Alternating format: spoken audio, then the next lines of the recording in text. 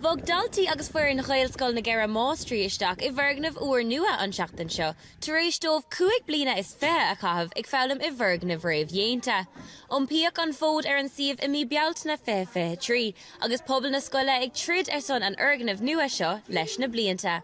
Well, last arú tóca scéaltaíach dúna ligean seo an Gaelscoil na gCeithre Máistrí lá aró pobl na scoile fanacht leis le ráada caiimé rá seo an chéad láin san foirgneamh uair nua don na Pacáiste agus don Éireann agus támuid ligear bís féin seo aniu. Freaslíonn ráthálta is chuige Gaelscoil na gCeithre Máistrí agus tá siad san fad anasásta lena dimpeacht feallam nua. Tá muid sa scoil nua agus tá mí ionta sásta. Bhí gachtaide ag tríd agus a leis furbud an scoil nua.